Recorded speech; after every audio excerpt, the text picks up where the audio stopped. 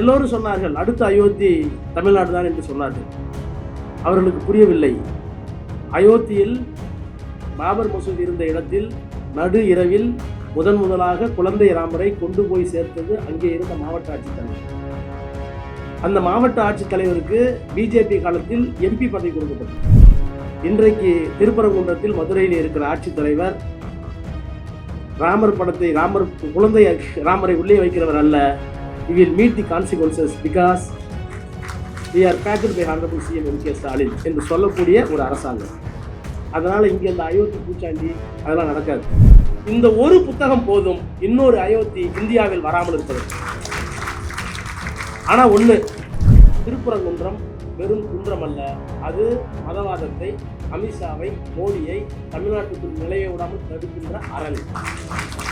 நீங்க நாங்க out of control of டெல்லின்னு சொல்றோம்ல, சிஎம் சொன்னார்ல, தேவைப்பட்டால் நாங்கள் out of control of high court, தேவைப்பட்டால் நாங்கள் out of control of supreme court, we dare to see the consequences அப்படின்னு சொல்லக்கூடிய தைரியம், மன வலிமை வருமானால்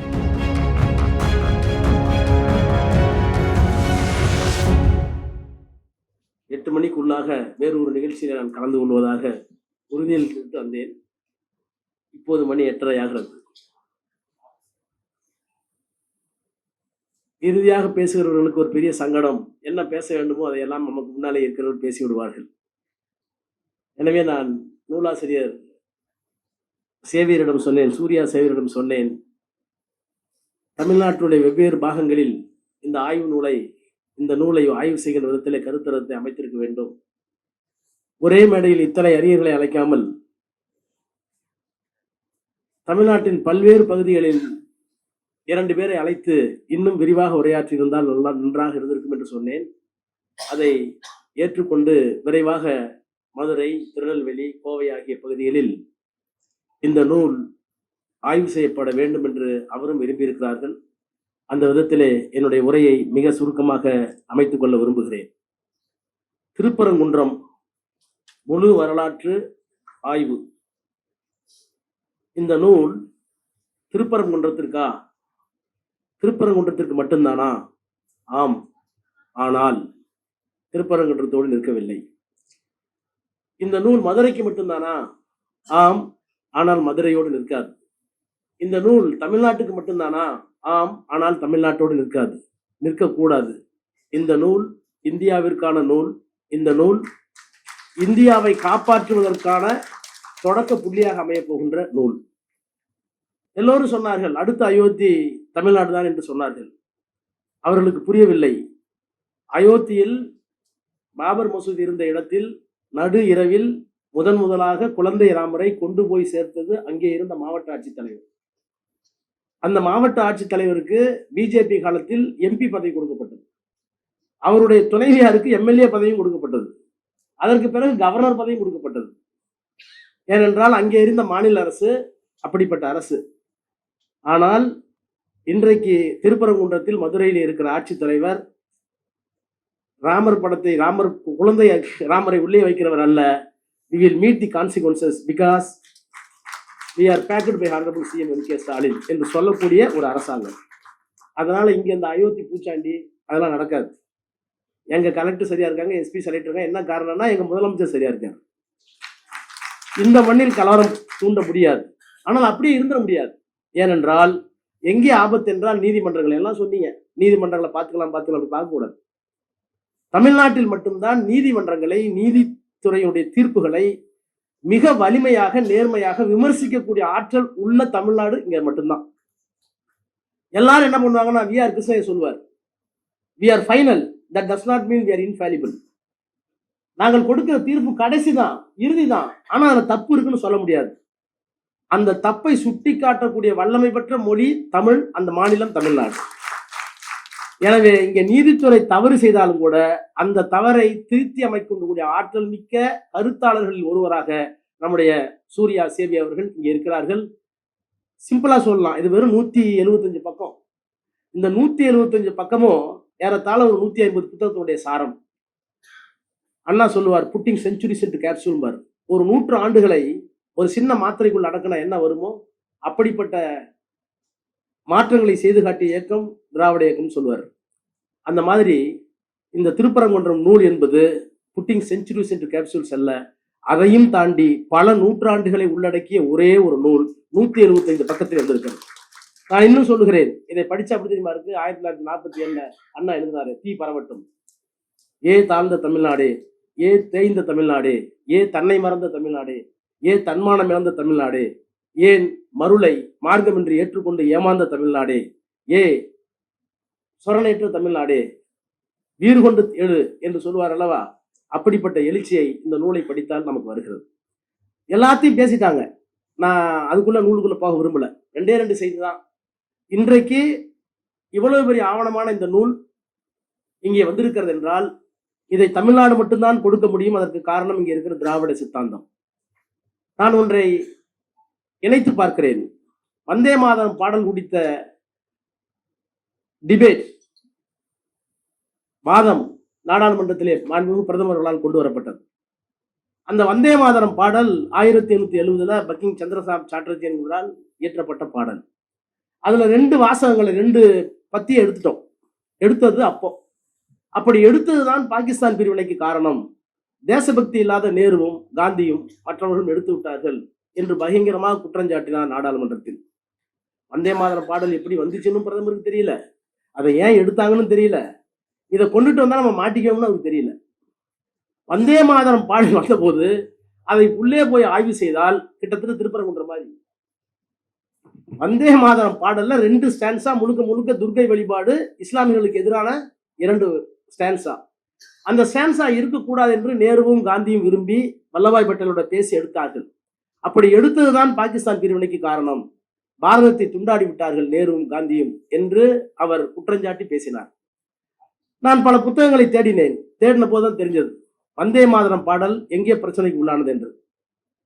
1902 சுமலான் சுனிதி என்கின்ற ஒரு அமைப்பு சுதந்திர போராட்டத்திற்காக ஆயுதம் ஏந்தியது இளைஞர்களை கொண்டு. அப்படி ஆயுதம் ஏந்துகிற அமைப்பில் இஸ்லாமியர்கள் தங்களை ஈடுபடுத்திக் கொள்ள வேண்டும் என்று விரும்பினார்கள். அப்படி விரும்பிய நேரத்தில் அந்த சங்கம் ஒரு இந்துக்களால் மட்டுமே உருவாக்கப்பட்ட சங்கம். இஸ்லாமியர்கள் இந்த சங்கத்தில் சேர முடியாது, ஏனென்றால் இது இந்து மத புனித நூலான பகவத்கீதையின் மீது உறுதிமொழி எடுத்துக்கொண்ட பிறகுதான் இங்கே சேர்க்கப்படுவார்கள் என்று சொன்னாங்க.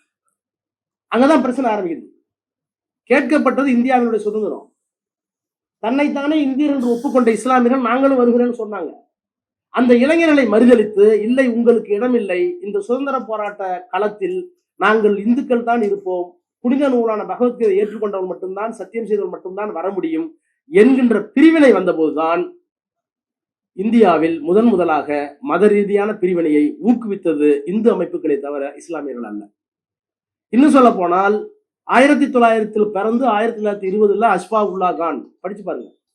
ஒரு இஸ்லாமிய இளைஞன் எங்க கரன்சி நோட் தயார் பண்ணி ரிசர்வ் பேங்க் எடுத்துட்டு போறாங்களோ அந்த கரன்சி செஸ்ட்ல போய் கொள்ளடிச்சார். கொள்ளடிச்சு எதுக்காக? ஆயுதம் வாங்குவதற்காக, சுந்தர போராட்டத்திற்காக. அவர் இருந்த பார்ட்டிக்கு பேர் என்ன தெரியுமா? Hindustan republic party. Ashfaqulla Khan இருந்த இயக்கத்திற்கு பெயர் ஹிந்துஸ்தான் ரிபப்ளிக் பார்ட்டி, இந்துஸ்தான் குடியரசு கட்சி. இந்துஸ்தான் குடியரசு கட்சியில் ஒரு 20 வயது இளைஞன் வங்கி செஸ்ட்ல போய் கொள்ளடிச்சு அந்த பணத்தை கொண்டு போய் ஆயுதம் வாங்கினான். அதற்காக சிறைப்படுத்தப்பட்டான், மரண தண்டனை அறிவித்தான்.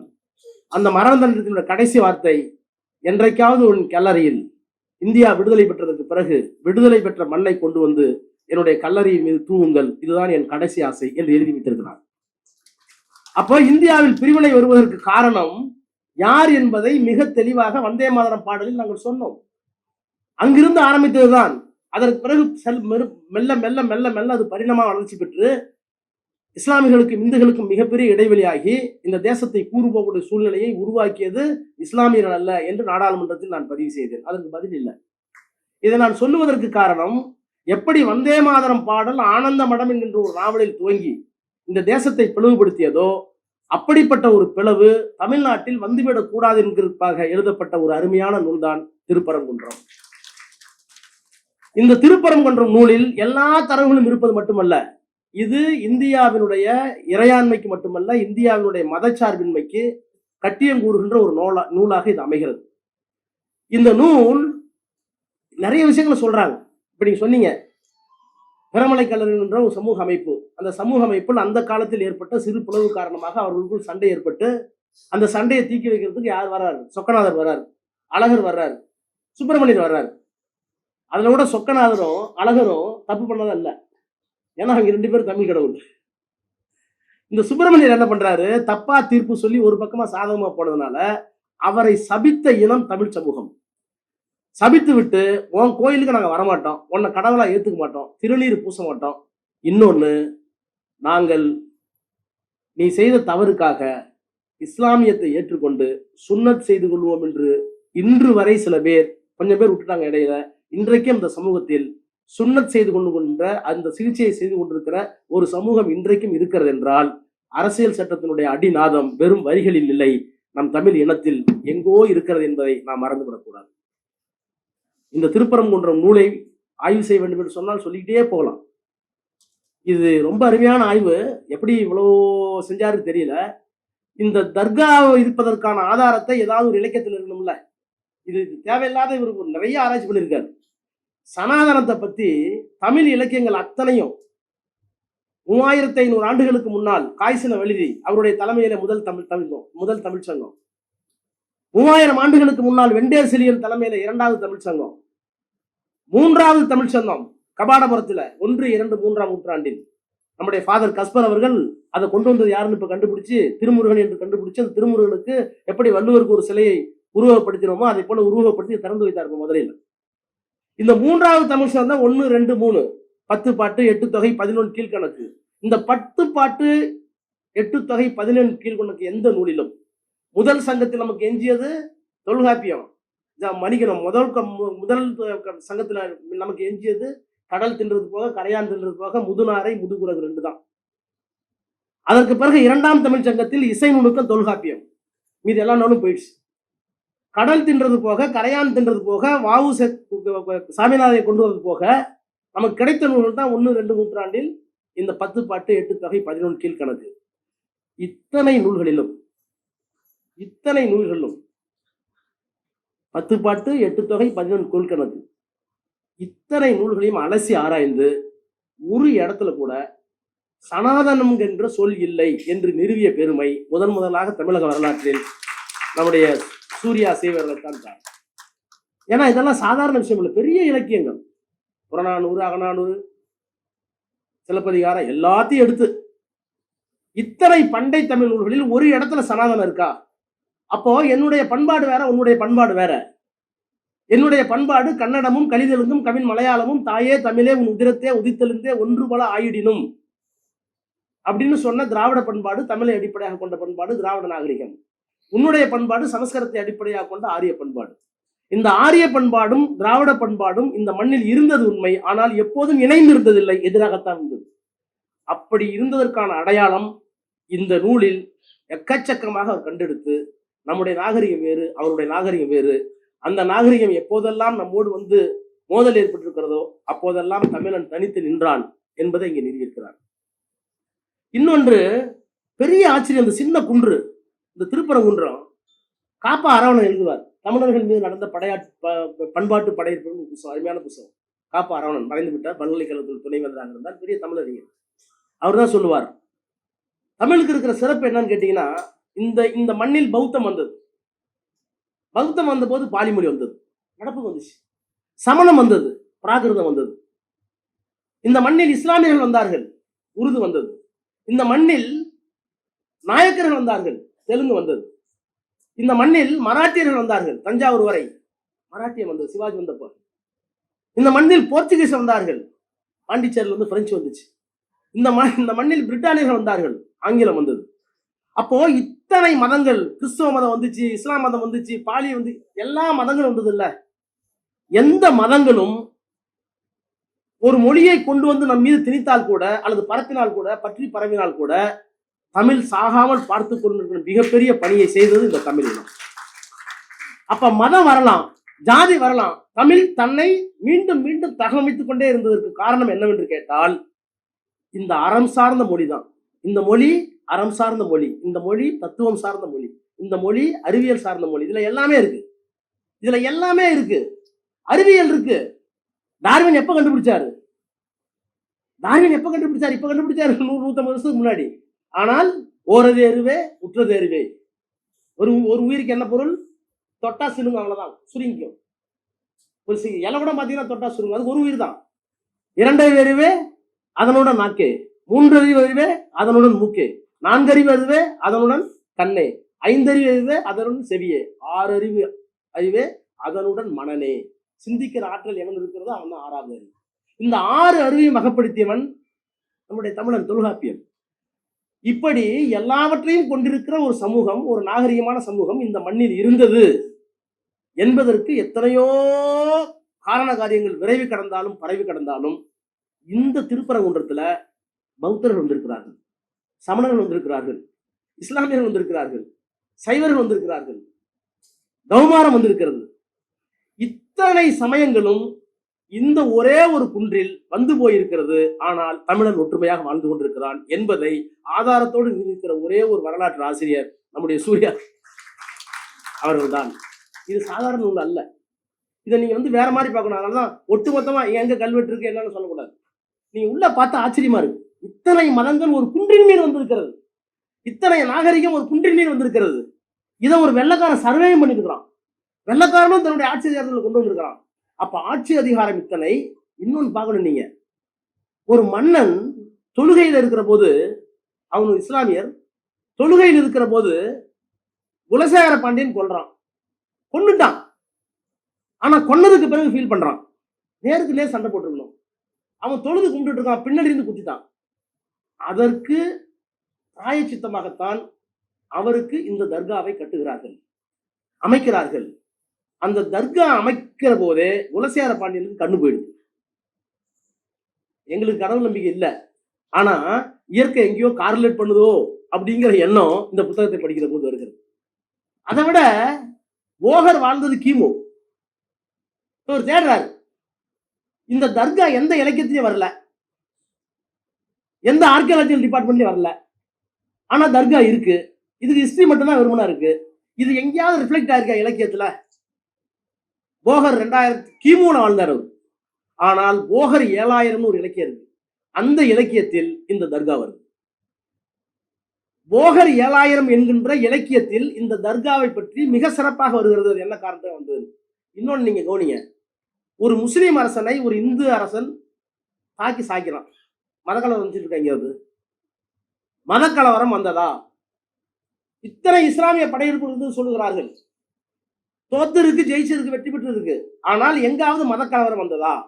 அப்போ ஒரு நாட்டை தாக்கிய அரசனை அரசனாக பார்த்தார்களே தவிர, ஆணிரை கவர்வதற்கு வந்தானா, பொருளை எடுப்பதற்கு வந்தானா, பூமியை பிடுங்குவதற்கு வந்தானா என்றுதான் பார்த்தார்களே ஒழிய, இந்த மதத்தை ஒழித்து விட்டான், இந்த மதத்தை எடுத்துக்கொண்டான் என்று யாரும் சொல்லல. ஆனா இன்னைக்கு ஒரு ஒத்த முஸ்லீம் ஒண்ணு பேசிட்டா ஒட்டுமொத்த முஸ்லீம் பழி உண்டு. நமக்கு எங்கே ஆபத்து என்றால் அதிக நேரம் எடுத்துக்கொள்ள விரும்பவில்லை. எல்லா தரவுகளும் நம்மள்கிட்ட இருக்கு. இப்படிப்பட்ட தரவுகள் அயோத்தியில் இல்லாது போன காரணத்தினால் அயோத்தியில் ஒரு ஜட்ஜ்மெண்ட் வந்துருச்சு. என்ன சொன்னாங்க?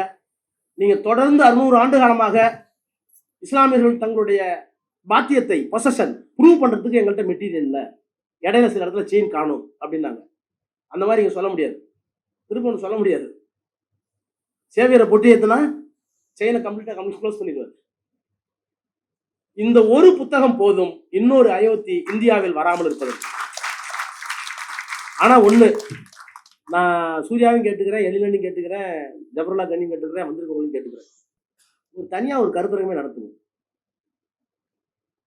அரசியல் சட்டமும் நீதித்துறையும் நீதிபதிகளும் நீதி பரிபாலனமும் இல்லைன்னா பெரியார் சொன்னதே போடுங்க, நீதி கெட்டது யாராலே போடுங்க.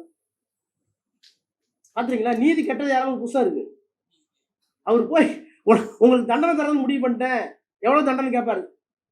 ஐயா சொல்லுவாரு, நீங்க பிராமணர், உங்கள்கிட்ட நீதி கிடைக்காதுன்னு எனக்கு தெரியும், உங்கள்கிட்ட வழக்கு நடத்தி பிரயோஜனம் இல்லை, உங்க மனசுக்கு எவ்வளவு கொடுத்தா திருப்தி அடையுமோ அம்புட்டு கொடுங்க. இனிமேல் அவர் வழி இல்லை, அப்படியாச்சும் செஞ்சு துடைக்க வேண்டும். என்னதான் நினைச்சிட்டு இருக்கேன்னு கேட்கணும். அப்போ இந்த புத்தகத்தோடைய இனிமேல இந்த திருப்பரங்குன்றத்தை முன் வச்சு நீதி கெட்டது யாரால் அப்படிங்கிற தலைப்புல கருத்தரங்கம் நடத்தினால்தான் தமிழ்நாடு காப்பாற்றப்படும் என்றால் அதற்கும் நாம் தயாராக இருக்க வேண்டும் என்பதை இந்த திருப்பரங்குன்றத்தில் நாம் முடிவு செய்ய வேண்டும். இல்லைன்னா நீ ஜட்ஜ்மெண்ட்டுக்குள்ள போனீங்கன்னா சொல்லி கோவம் வந்துடும். நல்ல வேலை நான்லாம் கோர்ட்டில் இல்லைப்ப, நான்லாம் கோர்ட்டில் இல்லை, நல்லா ப்ராக்டிஸ் பண்ணிட்டு இருந்தவன். இவ்வளோ பெரிய 2G வேலைக்கே 7 வருஷம் பொறுமையாக இருந்து நடந்துட்டு தான் வெளியே வந்தேன்.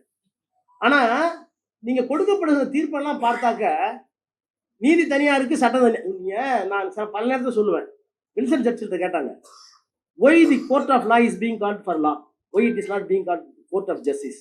தமிழில் நீதிமன்றங்கிறோம்ல, ஆனால் இங்கிலீஷில் என்ன கோர்ட் ஆஃப் லா தானே, ஏன் கோர்ட் ஆஃப் ஜஸ்டிஸ் வைக்கலன்னு கேட்டாங்க. அது ஒரு கிண்டல் பட்டு சொன்னார், I think that they know that justice will not be rented properly. ஏன்னா கோர்ட் ஆஃப் ஜஸ்டிஸ் வைக்கல, நீதிமன்றம் தான் இருக்கணும் தமிழில். ஏன் கோர்ட் ஆஃப் ஜஸ்டிஸ்ல வைக்கலன்னா எல்லா நேரத்திலேயும் ஜஸ்டிஸ் உறுதிப்படுத்தப்பட மாட்டாது என்பது அவர்களுக்கு தெரியும். அதனால தான் அது court of justice law, court of justice இல்லைன்னாரு. இப்போ தமிழ்நாட்டில் கோர்ட் ஆஃப் லாவா கோர்ட் ஆஃப் ஜஸ்டிஸான்னு தெரியல. இப்போ கோர்ட் ஆஃப் லாவை, கோர்ட் ஆஃப் லானா சட்டத்தை ஃபாலோ பண்ண போதும், கோர்ட் ஆஃப் லானா சட்டத்தை ஃபாலோ பண்ண போதும், கோர்ட் ஆஃப் ஜஸ்டிஸ்லாம் நீதி கிடைக்கணும். இப்போ நம்ம சட்டத்தை ஃபாலோ பண்றோமே தவிர, ஆர்கியூமெண்ட் நடக்குதே தவிர, ட்ரையல் நடக்குதே தவிர, எல்லாம் பேசுறமே தவிர, ஆர்டர் வரும்போது ஜஸ்டிஸா வர மாட்டேங்குது. அப்ப ஆர்டர் இன்ஜஸ்டிஸா வந்தா நாம செய்ய வேண்டிய வேலைகள் என்ன? இது தமிழ்நாடு அமைதியாக இருக்கிற ஊர், இங்க வந்து அறிவுபூர்வமாக நம்ம சிந்திக்கணும். எனவே அப்படிப்பட்ட ஒரு அறிவாயுதைத்தான் நம்முடைய சூர்யா சேவர் வழங்கியிருக்கிறார்கள். திருப்பரங்குன்றம் வெறும் குன்றம் அல்ல, அது மதவாதத்தை, அமித்ஷாவை, மோடியை தமிழ்நாட்டுக்குள் நிலைய விடாமல் தடுக்கின்ற அரண். அந்த அரணை பலப்படுத்தி காப்பாற்ற வேண்டிய கடமை முதலமைச்சருக்கு மட்டும் இல்லை, நமக்கு இருக்கு. நீங்க வந்து நாங்க அவுட் ஆஃப் கண்ட்ரோல் ஆஃப் டெல்லின்னு சொல்றோம்ல, சிஎம் சொன்னார்ல, தேவைப்பட்டால் நாங்கள் out of control of high court, தேவைப்பட்டால் நாங்கள் out of control of supreme court, we dare to see the consequences அப்படின்னு சொல்லக்கூடிய தைரியம், மன வலிமை வருமானால், தேவைப்படுமானால் வர வேண்டும். அப்படி வரவழைக்கிற ஒரு புத்தகம் இந்த திருப்பரங்குன்றம். நூலாசிரியரை வாழ்த்துகிறேன், வணங்குகிறேன். நன்றி, வணக்கம்.